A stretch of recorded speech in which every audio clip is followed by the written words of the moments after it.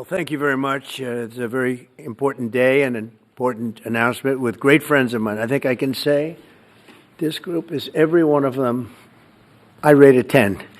I can't always say that, even if they're Republicans, and these are Republicans, great Republicans. I want to thank you all for being here for this important announcement, 7 years in the making. As you know, this has been going on for a long period of time, and I am thrilled to report that the U.S. Space Command headquarters will move to the beautiful locale of a place called Huntsville, Alabama, forever to be known from this point forward as Rocket City.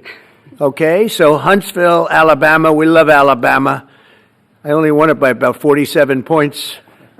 I don't think that influenced my decision, though, right? That didn't, right? But we had a lot of competition for this, and Alabama's getting it, Huntsville in particular, so congratulations, everybody. Katie, congratulations. This will result in more than 30,000 Alabama jobs, and probably much more than that, and hundreds of millions of dollars of investment, and that's billions, because it can't be millions, it's billions and billions of dollars. Most importantly, this decision will help America defend and dominate the high frontier, as they call it. I want to thank Secretary Pete Hegseth. He's doing a fantastic job. And Secretary of the Air Force, Troy Mink. Troy, thank you very much. Great job you're doing, Troy.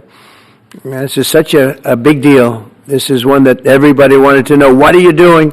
I also want to thank Senators Katie Britt, and I want to give my condolences. Your grandmother, her grandmother just passed away. She was 100, right? 100, and she loves you, Mr. President. Well, and she was very proud of you. Thank you very much. Very, very proud of you. So thank you, Katie. Wonderful woman.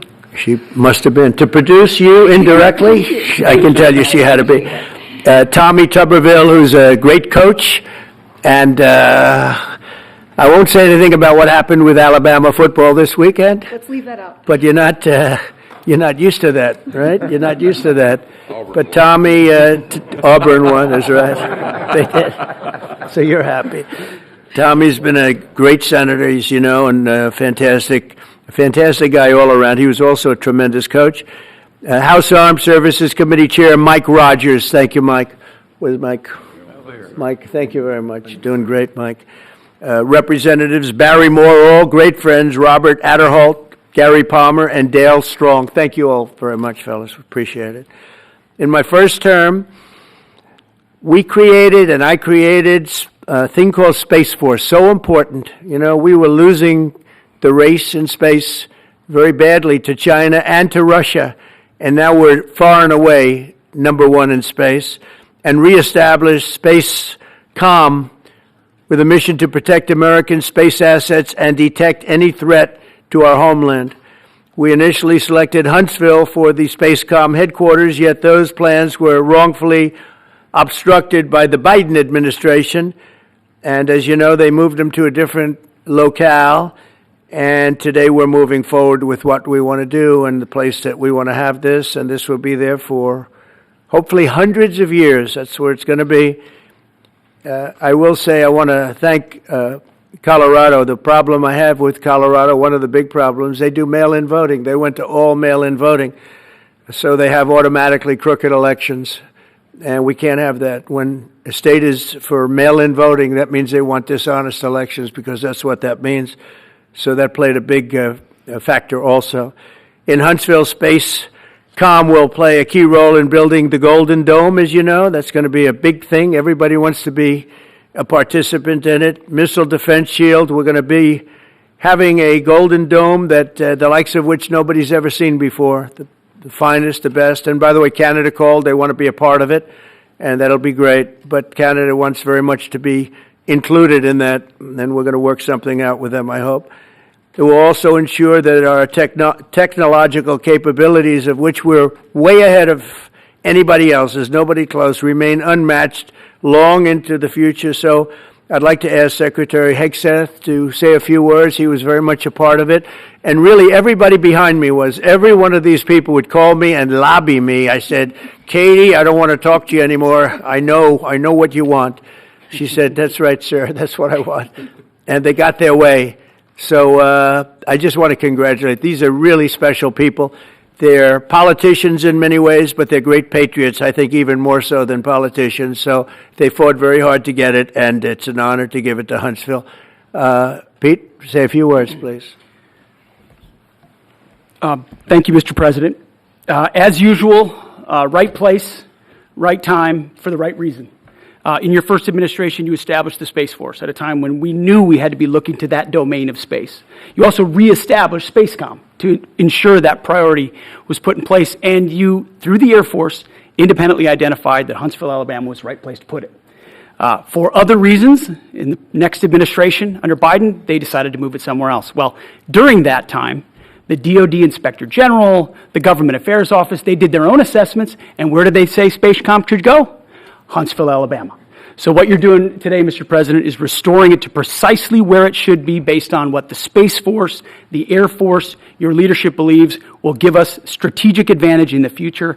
That is Huntsville, Alabama. We are way ahead in space, but this will ensure we stay leaps and bounds ahead because that's the most important domain. Whoever controls the skies will control the future of warfare. And Mr. President, today you're ensuring that happens. Thank you. Thank you very much. Katie, would you like to say something? Mr. President, we are grateful for your leadership on this and restoring Space Command to its rightful home in Huntsville, Alabama. This delegation has worked together, both chambers, both parties, to make sure that Huntsville was the place that Space Command called home.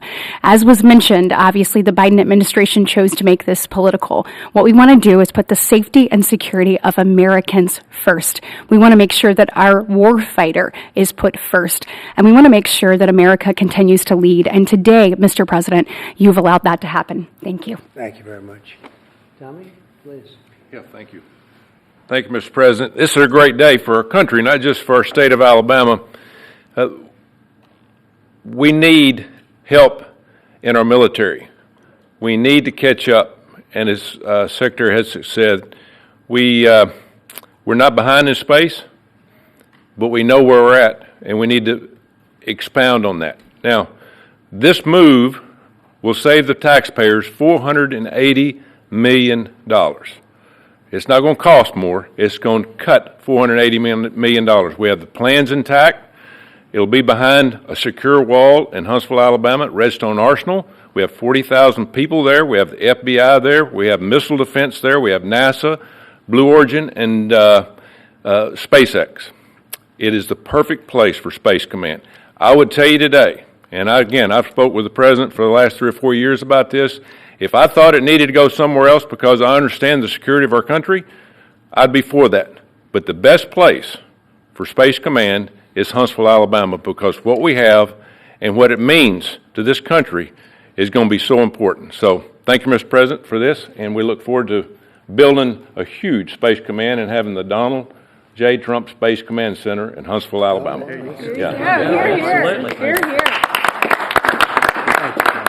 JD, would you like to say something? Sure. Well, Mr. President, thank you. I'll be very brief here. I lobbied the President hard to put it in Ohio, but he said these people behind us, these Alabamas, are just too powerful and too persuasive, and so it's in Alabama, but as Tommy said, this is exactly the right place for Space Force and Space Command. I think Americans ought to appreciate it and ought to appreciate the fact that you can't win the battle of the future unless you control the skies. The cyber security, the communications, the entire infrastructure of the battle in the 21st century will be in space. So it was a visionary move in the first administration for the President to set up Space Force, and I think an equally visionary move to make sure that Space Force is right where it should be in Huntsville, Alabama. Thank you, sir. Thank you very much. Gentlemen, anybody want to say anything? Would you like to say? Mr. President, another promise made, another promise kept. You think about it, Redstone Arsenal is critical to national security. The President said when you were the 45th President, let's do what's right for national security. And today, that's exactly what we're doing. It's not because of this or that. It's because it's right for national security. You think of the 21 categories that were evaluated to determine what was best for national security. All indicators pointed back to Huntsville, Alabama, and Redstone Arsenal. We have the right people at the right place at the right time. Mr. President, on behalf of the people of the 5th Congressional District and all of Alabama, thank you for keeping your word. Thank you. Absolutely. Thank you very much. Anybody? Let me just say, Mr. President, I want to say thank you and thank you for doing this because it was the right thing to do. When they looked at all the numbers, Huntsville was the place to go, and like you say, it was unfortunately pulled out, but you made it right. So I want to just say thank you again for a grateful nation, and to the state of Alabama, we're very grateful. Thank you, and God bless. Thank you very much. Thank you. Thank you very much. Please, go ahead. Thank you, Mr. President. Throughout history, militaries has always understood that whoever could hold the high ground held the advantage. Space is the ultimate high ground. And what we're doing with moving the Space Command to Huntsville is absolutely critical to our maintaining dominance in that sphere. And it goes hand in hand with what we're trying to do with the Golden Dome and missile defense, to defend against anyone else who tries to enter that sphere. So thank you, Mr. President. Thank you very much. Please, go ahead. Thank you, Mr. President. And obviously, national defense is a huge issue. And when you look at the scores, Alabama was #1. And for political reasons, it was moved out of our state. But, Mr. President, thank you for making priorities the defense and the warfighter and the safety of this nation. And in the big, beautiful bill, that Golden Dome will be built in Huntsville, Alabama, and we're grateful for that. Thank you. Listen, as chairman of the Armed Services Committee, I care very much about what's most important for our national security. And the President held a nationwide competition to determine where we should have this command. If y'all remember, at the end of that competition, where Alabama came in first, there was a lot of complaints from the other states who did not place well.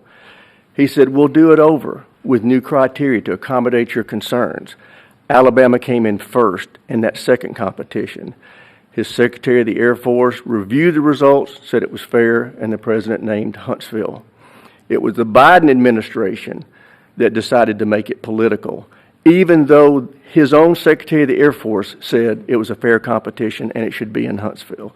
So I want you to know I appreciate this President standing up and being strong and saying he's going to make this right and put it where it rightfully belongs, and that's Huntsville, Alabama.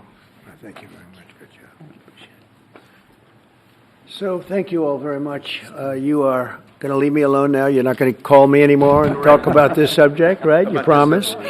They'll start something else. But I just want to congratulate you. It's a very big deal. When you come out and when you leave the room, you'll see that we just, over the last few minutes, literally shot out a boat, a drug-carrying boat, a lot of drugs in that boat. And you'll be seeing that and you'll be reading about that.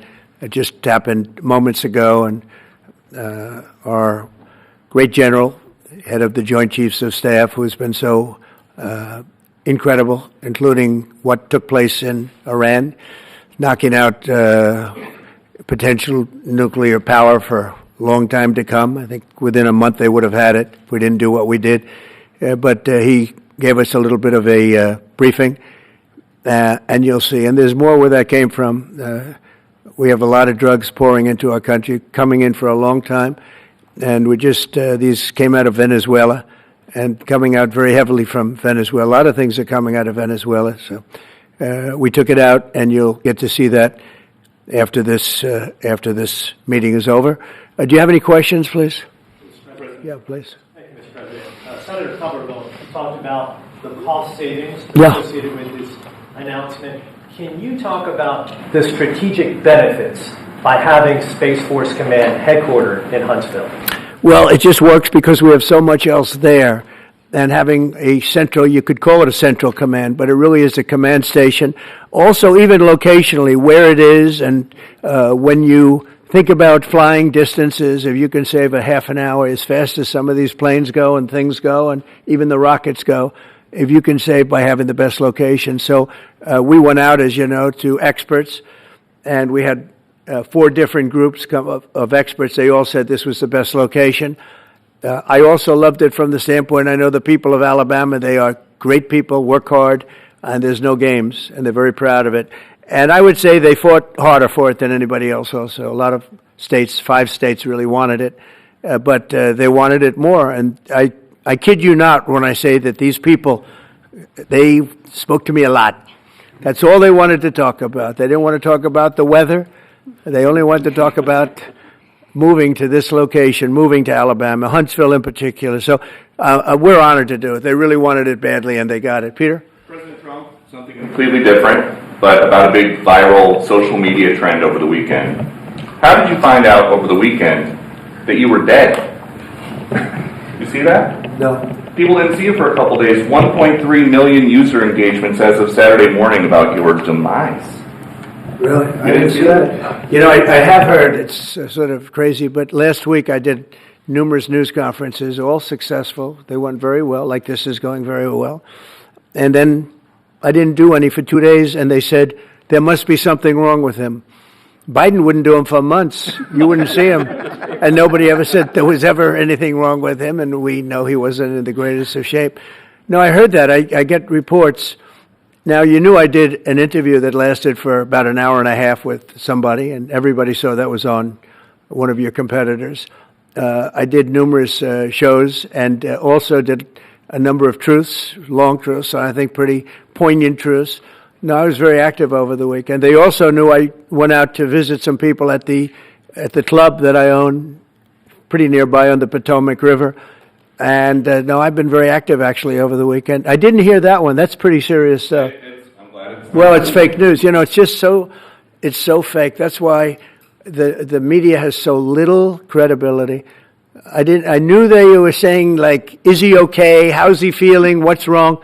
I said, I just left. And it's also sort of a longer weekend, you know. It's Labor Day weekend, so I would say a lot of people know. I was very active this Labor Day. I had heard that, but I didn't hear it to that extent. Go ahead, Peter. We know that this country has a huge problem with school shootings. You've said that you're open to sending the National Guard pretty much anywhere. Would you ever consider sending an armed National Guardsman to every school? Well, we have a big problem with school shooting, but we also have thousands and thousands of schools that run perfectly. You know, they talk about you can do things construction-wise, and that's really, I think nobody knows more about construction than me. You can build the construction doors. You can build what they call safety doors, where they lock on the outside, the inside, and every place else. Well, but if one of these lunatics happens to get through, then the police can't get in. Then they're looking for keys all over the place, and it takes a lot of disadvantages to doing, spending billions and billions of dollars and actually making it safer in some way for some of these lunatics that we're dealing with. But I don't think so. I've thrown out the concept. We have great teachers that love our children. The parents love the children. Teachers love the children too. And if you took a small percentage of those teachers that were in the military, that were distinguished in the military, that were in the National Guard, et cetera, and you let them carry. That's something that a lot of people like. I sort of liked it. It'd have to be studied, but they're trained.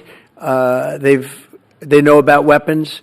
You can't do it with every teacher because most teachers don't know, and But I always thought that would be an alternative. But it just we've had a lot of instances. Other countries have also. They have different kinds of problems than we have, but we do have. There's something going on. And it's a bad thing. Yes, please. Have you spoken with President Putin in the past week? Have you spoken with President Putin? I don't want to. I have learned things that will be very interesting. I think in the next few days you'll find out. Will there be any consequences if there isn't some type of announcement of a meeting with President Putin and President Zelensky? Yeah, and what could those consequences be? We're going to see what happens. We're going to see what they do and what happens. I'm watching it very closely. Last week they lost 7,000 between the two countries. 7,313 soldiers, to be somewhat exact, for no reason whatsoever. And they're Russian and they're Ukrainian, but, they're soldiers. I want to see it end. Yeah. Mr. President, have you decided you're definitely going to send National Guard troops to Chicago? I didn't say when, but the answer is, look, Chicago's very interesting because I watched Pritzker get up and say we don't need help, we're safe. But 2 weeks ago, they had 6 people murdered, and they had 24 people hit by bullets. Last week, as you know, it was 7 people, 24 people hit, and 7 people died. And then over the last 2 days, that was the crown jewel. They had, I guess, 9 or 10 killed, and 50 hit with bullets. And you have this governor get up, who's a terrible governor. Probably he and Gavin Newsom would be probably the two worst and most naive They're naive. Either they're naive or they're very untruthful. And he'll say, we don't want any protection. We don't need. So in the last 3 weeks, he's lost almost 20 people killed. There's no place in the world, including you can go to Afghanistan, you can go to places that you would think of. They don't even come close to this. Chicago is a hellhole right now. Baltimore is a hellhole right now. Parts of Los Angeles are terrible. If we didn't put out the fires, and I mean the other fires, the bullet fires, they didn't do a good job with, they should have had the water coming down, like I said. You know, we had to release the water. We had to go in and release the water to L.A.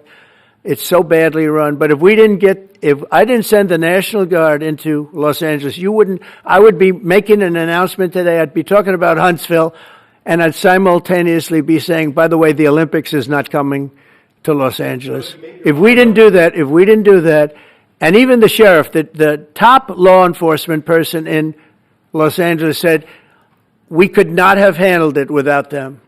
So that's what he said. Make your mind up on Chicago, though? Well, we're going in. I didn't say when. We're going in. When you lose, look, I have an obligation. This isn't a political thing. I have an obligation. When we lose, when 20 people are killed over the last 2.5 weeks, and 75 are shot with bullets. So let me tell you a little story about a place called D.C., District of Columbia, right here where we are. It's now a safe zone. We have no crime. It's in such great shape. You can go and actually walk with your children, your wife, your husband. You can walk right down the middle of the street. You're not going to be shot, Peter. You're safe. Everyone likes you anyway. They probably wouldn't do it. But it's so dangerous. And there are people in this audience you've suffered greatly. There are people in this audience that have been mugged and hurt badly, and they don't want to talk about it. Maybe you were very brave in talking about it. You made quite an impression on a lot of people. I appreciate it. But there were other people in this room that have been hurt very badly just walking down the street in D.C. Washington, D.C. is a safe zone right now. It's a safe city. The restaurants are open. They're booming. You can't get a restaurant. New restaurants are announcing that they're going to be open. This took place in 12 days. Now it's 15 days, but 3 days ago it became what's known as a safe zone. It's a safe city. And this city was really bad. Really, really bad. We took 1,600 people out, hardcore criminals that will not be coming back anytime soon. And we're very proud of it. You know, to have our nation's capital lose every week. You know, it was like years, many years, where every single week somebody was killed for many, many, many consecutive weeks. This went on for years. And then we had, last week it was announced that nobody was killed last week. And I made that announcement in front of a very distinguished leader of a country. And I'm saying proudly, ladies and gentlemen, nobody was killed in Washington, D.C. this week. He looked at me like, what's that all about? I say, yeah, we have a little bit of a crime problem. And we don't have a crime problem in Washington anymore. And the mayor has been very helpful, and the police commission has been very helpful, and it's been a great team. And I would love to have Governor Pritzker call me. I'd gain respect for him and say, we do have a problem, and we'd love you to send in the troops, because you know what? The people, they have to be protected. I saw today on one of your networks, not a friendly network, really the opposite, I would say, very unfriendly network. And they interviewed about 12 people on this morning. Most of them were African American, they were black. And they were saying, please, please, please let the president send in. These were people from Chicago. Please, we need help. We need help. We can't walk outside. We're petrified. If the governor of Illinois would call me up, I would love to do it. Now, we're going to do it anyway. We have the right to do it because I have an obligation to protect this country. And that includes Baltimore. I saw where Governor Moore was asking me to take a walk down the street of Baltimore. Well, Baltimore is a very unsafe place. It's rated number 4 in the city, one of the most unsafe places anywhere in the world. But, you know, we took care. This was a beautiful thing that happened in Washington because we showed that it could be done. And this wasn't just sending big, strong guys, and they are big and they are strong. You know, we had a great decision from the Supreme Court that had to do with sort of talent. It had to do with you are put down based on merit. You can hire based on merit. So merit for a soldier or for a policeman is strong, physically fit, having a certain ability. Not a person that is woke and got the job through woke, but wasn't strong enough to lift a gun out of the holster, et cetera, et cetera. No, I looked at the police. As you know, last week I went over, we had a meeting there had to be 300 people, and they were all very impressive looking. And when the bad guys see them, they're not going to do a thing. And so I'm very proud of Washington. It serves as a template, and we're going to do it elsewhere. But Chicago is certainly going to be high. I would love to have him call. I would love the governor of Illinois. I'd be honored to take his call. All he has to do is say, sir, we need help. It's out of control. And everyone knows it is. He's not kidding anyone. I would love to have, I would say, Governor Moore call, because I watched him over the weekend trying to explain that Baltimore, what they need is housing. No, they don't need housing. They need to get rid of the criminals. These are hardcore criminals. You know, we took many people off the streets of Washington, D.C. They're hardcore. They're not going to be good. In 10 years, in 20 years, in 2 years, they're going to be criminals. They were born to be criminals, frankly. They were born to be criminals, and they're tough and mean, and they'll cut your throat, and they won't even think about it the next day. They won't even remember that they did it. And we're not going to have those people. Washington, D.C. is now a safe zone. It's a safe place, and you can walk, Katie, you can walk right down the street with, by the way, one of the biggest human beings I've ever seen, which is her husband. He was a football player for like 11 years in the NFL. He's a big person. But big doesn't mean anything when they have guns and when they have knives and everything else that they have, right? But you can walk right down the street, even by yourself, and you're totally safe. Washington, D.C. is a great thing. Yes, ma'am, please. Mr. President, as you're calling on Democratic leaders across the country to work with you on crime, do you see your efforts here in D.C., including, for example, working with Mayor Bowser here as a model for bringing more bipartisanship in matters not only with crime, but also issues that matter to everyday American people's lives? So Mayor Bowser's been great. She could have taken the thing, and then after I clean it up, they'll take credit for it. You know what they do is they take credit. Like, we cleaned up Los Angeles. We did a great job there. And it was overwhelming what was going on. And again, the police chief made a statement that we could not have done, there's no way they could handle it. You saw what was happening out there. It was going to be a disaster. We stopped it cold. If we didn't do that, would have been a very sad day. And you know, remember, we have the Olympics, we have the World Cup, we have all these things coming, and we have 250, all of these things coming. But I watched Newsom get up and say he's doing a great, he's not, we're the ones that did it, and that's okay, whatever it takes, but the main thing is but he got up and said, we did it. Well, he didn't want us there, and he's going to need us again because it's starting to form again. I see it. It's starting to form again. You know, we have to maintain. It's like maintenance on an airplane. You can buy it, but you have to maintain it. And if you don't maintain it, a good plane becomes very unsafe very quickly. So it's an honor to do it. A lot of presidents wouldn't do what I'm doing. I don't need this heat. But when I watched television last night and I'm watching the news and I see that 9 people were killed in Chicago and 54 were badly wounded with bullets, I say, that's not this country. We have to do something. And I do say this, I say this very much. I'm not speaking to anybody but them right now. I would love to receive calls from governors and mayors saying they need help. We'll help them. We have a lot of people. We have a great force. We have a great military force. You know, Pete will tell you that when I was running for office, and this was a big headline, I think, you know, probably got me a couple of votes, but you couldn't sign people in the military. Nobody wanted to join the military, the Army, Air Force, the Navy, Marines, Space Force, Coast Guard. We never forget Coast Guard because they've done such a great job. Never. But nobody wanted to join any of them. We were way below what we wanted. Every single one. The closest was the Marines, whatever that is. You'll explain that to me. But the closest was the Marines. But every service was way down, way down. And then I got elected, and our country's the hottest country anywhere in the world right now. Everybody's talking about the USA. They're talking about the job that we're doing. Everybody. We have the best economy.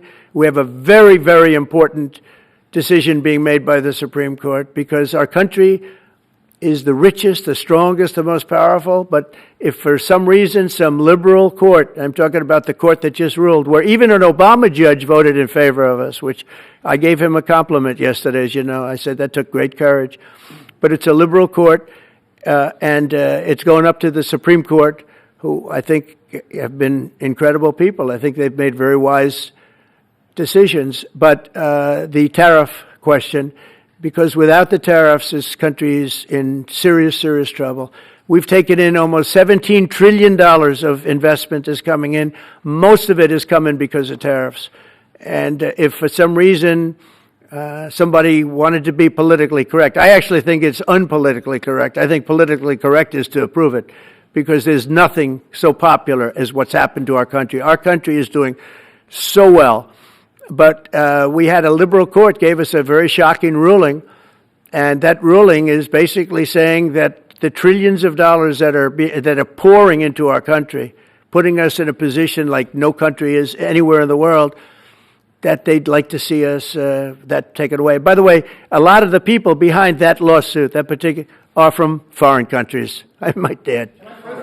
There's a video that is circulating online now of the White House where a window is open to the residents upstairs and somebody is throwing a big bag out the window. Have you seen this? No, that's probably AI generated. So Actually, you can't open the windows. You know why? They're all heavily armored and bulletproof. So that's a fake video? Well, it's got to be because I know every window up there. The last place I'd be doing it is that because there's cameras all over the place, right? Including yours. No, but every window, I've never seen a window that's... In fact, my wife was complaining about it the other day. She said, love to have a little fresh air come in, but you can't. They're bulletproof. And number one, they're sealed. And number two, each window weighs about 600 pounds. You have to be pretty strong to open them up. No, that has to be... Where was the window? Let me see.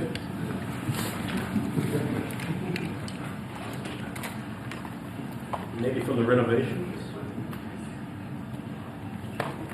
Which is the window? It looks like this is on the 15th Street side, I think. Yeah. So right here. Yeah, those windows are sealed. Those windows they're all sealed. You can't open them. What you were saying regarding the federal... It's the kind of thing they do. And one of the problems we have with AI, it's both good and bad. If something happens really bad, just blame AI. But also they create things, you know. It works both ways. If something happens that's really bad, maybe I'll have to just blame AI. But there's truth to it because I see so many phony things. I saw something as I was growing up from the time I was a baby till now. I said, who did that? It was AI generated. So it's a little bit scary, to be honest with you. But those windows are all very heavily sealed. Thank you, Mr. President. I want to follow up with what you were saying regarding that federal appellate court that ruled against you and your administration as it relates to your ability. Well, they ruled against our country, the court, and they ruled against us before. It's a very liberal court. You called it highly partisan in your... Well, it certainly is. It certainly is. is. In fact, it was along ideological lines, 7-4. Well, except that we actually got one of the Obama judges that was appointed by President Obama voted in favor of the tariffs because he felt it was imperative for our country to thrive and survive even.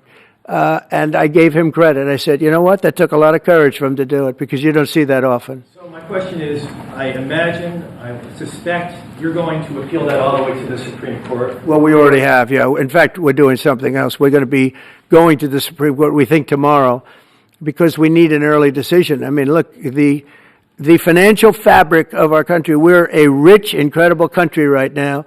And we're able to, you know, other countries use tariffs on us for years, and we never did. I did a lot during my first term, but then we had COVID, and we had to focus on other things. You couldn't be tariffing Italy, Spain, France, as they were dying by the thousands and millions. But we did with China, and China paid us billions and billions of dollars. And I started the process, but then I had to end it a little bit because of COVID. We focused on that. But no...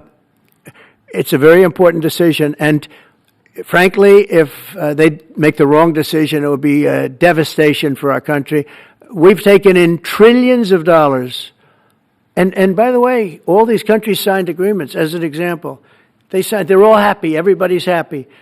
But some whack job put in a lawsuit. It went before a very liberal court, and the liberal court ruled, it was 11, they ruled 7-4, with one of the most liberal of them all voting in our favor because they're patriots. I think I give tremendous credit to that judge, and now it's going to the Supreme Court. Now we're going to be asking for early admittance. We're going tomorrow, and we're going to ask for an expedited ruling because, when you look at the stock market's down today, the stock market's down because of that. Because the stock market needs the tariffs. They want the tariffs. If you look at AI, all of those, all of that money that's going to be invested, trillions and trillions of dollars, the biggest thing, bigger than the internet, I suspect. It's the internet plus 3 or 4 other things combined. We are leading very substantially with AI. We're leading because of tariffs. We're leading because of talent, and this is where they'd like to be. But without the tariffs, we wouldn't have a chance because we wouldn't be able to protect those investments of the companies coming in. So if you took away tariffs, we could end up being a third world country. That's how big the ruling. So we're asking for an expedited ruling. As a backstop to that, President, you have a Republican-controlled Congress. You control the House. You control the Senate. Yeah, but we don't have 60 votes. We don't have 60 votes. You I'd love to do get that. enough Oh, votes. if we had 60 senators, if we got the 60 votes, we would get them. But we need 60 votes, and we need a certain number in the House. I think we'd get, I don't know, we have about 5 of them here. Would everybody agree with me on tariffs? Without tariffs, we're a different country. We have taken in so much money. And here's the thing. We signed a deal with Japan. They're paying us hundreds of billions of dollars. We signed a deal with South Korea. We signed a deal with the European Union. We signed a deal with Europe. And those countries are paying us $950 billion. And they're happy about it. They're okay. As one of them said, it's amazing that we got away with it so long. One of my friends, a leader of one of the countries, and they're fine with it. They all signed. If that ruling ever went against us, I guess we'd have to give back hundreds of billions. We would have to give trillions and trillions of dollars back to countries that have been ripping us off for the last 35 years. And I can't imagine it happening. On a legal basis, they have no legal basis whatsoever. But on a common sense basis, it would destroy America. Okay. We talked about controlling the sky. On Sunday, the satellite signal of Ursula von der Leyen's plane was alleged. With Ursula? Well, she had an interesting event. She's a tremendous woman. And so what are you asking me about her? NATO is concerned about the attitude about this. True, NATO is concerned about it. Well, nobody knows where it came from, but they did take away her ability to use a phone. Sometimes that's a good thing. Sometimes that could happen to me. I'd be very happy. Mr. President, reducing the tariffs on India from 50%. What does that mean? Are you considering taking away some of the tariffs that you've imposed on India? No, we get along with India very well. But India has, you have to understand, for many years it was a one-sided relationship. Only now since I came along, and because of the power that we have with tariffs, India was charging us tremendous tariffs, about the highest in the world. They were about the highest in the world, number one. And we therefore weren't doing much business with India, but they were doing business with us because we weren't charging them. Foolishly, we weren't charging them. So they would send in massive, everything they made, they'd send it in, pour it into our country. Therefore, it wouldn't be made here, which is a negative. But we would not send in anything because they were charging us 100% tariffs. And, I'll give you an example, Harley Davidson. Harley Davidson couldn't sell into India. There was a 200% tariff on a motorcycle. So what happens? Harley Davidson went to India and built a motorcycle plant. And now they don't have to pay tariffs. Same thing as us. So what we're doing is literally thousands of companies are coming into the U.S., car companies, AI, but, more traditionally car companies. We have so many car company factories under construction or being designed right now. And they're coming from China, they're coming from Mexico, I must tell you, and they're coming from Canada. A lot of them coming from Canada. But they're coming into our country because they want to build here.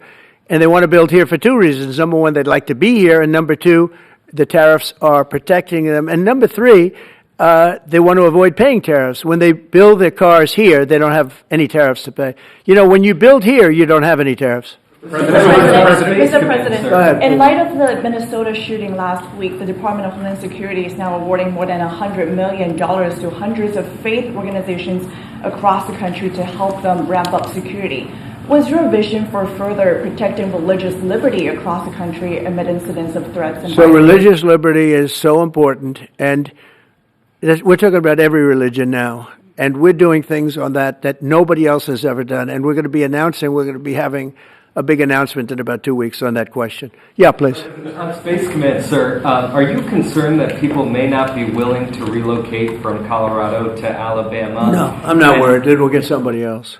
Colorado. I mean, the problem with Colorado is they have a very corrupt voting system. Look, I have so many friends in Colorado. Anytime you have mail-in voting, you have corrupt elections. Very simple. It's very simple. Even Jimmy Carter said it with his commission. They set up a commission with him and Scoop Jackson and some people, highly regarded people. And they said the finding was, if you have mail-in voting, you will have corrupt elections. Well, your radical left governor decided that he was going to have all mail-in voting in Colorado. Once you have all mail-in voting, and for whatever reason, the Democrats cheat. And they cheat like, they're not stupid. That's the only thing. They're no good on policy. They're no good on management. They're no good at government. But they're great at cheating. And they stick together, too. I give them credit for sticking together. Mr. President, Please. Obviously, this is a big win for national security, moving this to Alabama. We've all can agree with that. Big. Is there any idea of the economic impact this has on the state and on that local area? Katie, do you want to answer that? Look, I mean, go ahead. Please go. This is going to be tremendous. I mean, the state of Alabama, what we've seen through this process is the worst of Washington. We've seen politics get in the way of what is best for the warfighter, what's best for national security. And the state of Alabama is about to show the country the best among us. So we know the economic impact is going to be tremendous. There at Redstone Arsenal, we're proud to house everything from the FBI to headquarters there for material command to a number of things. We obviously have NASA with Marshall Space Flight Center, and so this naturally fits within. When you look at the decision matrix that they placed in front of us, that's why we ranked so high, is because we have the resources necessary and the ability to build out quickly to meet the needs in front of us. As far as economic impact, it would be tremendous. Does anybody have an exact number? 1,600 jobs. 3,000 spin off. With 3,000 spin off. Look at this. This is teamwork right here. So we are really proud, and the people of Alabama are ready to get to work. And I've got a housing question, if you could, just for a second, Mr. Yeah, President. please. Owning a home and going about the American dream seems like it's out of touch for a lot of Americans. Just Yeah. recently, you pushed out a statement about addressing an emergency housing situation. That's right. We're thinking about doing that. Yeah, can you just... Well, we need a little help from the Fed. We have a man named Jerome Too Late Powell. You probably heard of him. He's too late. He's way too late. And the economy is so strong that it's pushing through that. Normally it would have been much tougher, but we're doing so well that we're pushing through it. But it makes it very hard for people to get mortgages because too late is too late. Very simple. He's too late. And probably political, whatever. He wasn't too late before the election. Before the election, he was cutting rates, right? Because he was hoping that, I guess, Biden would get in or that Kamala would. He was a big Biden guy. Explain that one. And then he was a Kamala person. But he was hoping, I guess, she'd win, I guess. I don't know. It didn't work out too well. But, yeah, we need a very serious cut. You know, I think that if you look back many decades ago, the United States was always the lowest, even if they were doing badly. The United States was, because without the United States, everything in the world would die. It's true. It's so powerful. It's so big. And I made it really big in the first 4 years. Then it started to degenerate with what this Biden administration did. But we built it up to a level that I never thought we could be at this quickly. We're the hottest, we're the best financially. The money coming in is so big because of tariffs and other things, but because of tariffs. Tariff gets us even those other things. Plus, it gets us great negotiating. I settled 7 wars, and numerous of those wars were because of trade. And numerous of the trade deals that I made were because of tariffs. It gives you a great negotiating ability. If that ability were taken away from us by a liberal court acting on essentially foreign nations, asking to get help from the United States government, when they've been doing this to us for 40 years, that's why we have $38 trillion in debt. We won't have it for long if they let us, if they allow us to do what everybody knows we should be able to do. Yeah, please. Mr. President, another Biden-era action that you're now reversing is that you signed a deal last week to make federal buildings adopt and embrace classical architecture styles again. Can you talk to us about why you do that, and also what's your vision? Well, we want to see beautiful buildings. Now, it's in the eye of the beholder. I've seen architectural reviews over the years. I'm an expert at it. I've gotten a lot of great reviews. But I've seen buildings that I didn't think were very good get great reviews, and I've seen great buildings get bad reviews. So, but it's just a standard. We want to have a good standard. We're building something here, for 150 years they wanted a ballroom at the White House. We're doing something at the highest level, using great architects and all. And, it's very exciting. But we have a lot of interesting things happening architecturally in D.C. And D.C. is like a different place. And, even the contractor said, "Sir, we walked down today, we feel like much safer." It's like a different place. Washington, D.C. is great. Now, we're going to also beautify it. We're going to put a topping on the roads. We're not going to rip them apart and take 4 years to build a road that was exactly the same by the time you build it. But we're going to put toppings. We're going to put new medians in. We're going to get the graffiti off. We're going to put tiles up in the tunnels where the tiles are missing. We'll do the whole tunnel instead of, a little area where you see new tiles, old tiles that never look too good. But they could use it. They've been up for 50 years. They've served their duty. But we're going to make this within about a 20-mile radius from the White House. We're going to have this place spick and span. It's going to be crime-free, and it's going to be spick and span. You'll be proud of Washington again. Go ahead, please. Sir, China's having a massive military parade that President Putin and Kim Jong-un will be attending. Do you interpret that as a challenge to this? And are you concerned at all about those countries? No. Sort of counterweight? Not at all. China needs us, and I have a very good relationship with President Xi, as you know, but China needs us much more than we need them. No, I don't see that at all, no. One more. And I had actually a very good meeting with President Putin a couple of weeks ago. We'll see if anything comes out of it. If it doesn't, we'll take a different stance. Everyone March today in California ruled that your deployment of National Guard troops to Los Angeles was illegal. Do you have any response? Well, it was a radical left judge, but very importantly, what did you not tell me in that question or statement that you made? Pretty much of a statement, I think. Well, I was asking for your response. No, you didn't say what the judge said, though. The judge said, but you can leave the 300 people that you already have in place. They can continue to be in place. That's all we need. But why didn't you put that as part of your statement? Because the same judge ruled exactly as you said, except the judge said that you could leave the 300 people that you already have in place. They can stay, they can remain, they can do what they have to do. Thank you very much, everybody. We appreciate it. Thank you. Thank you. Thank you very much.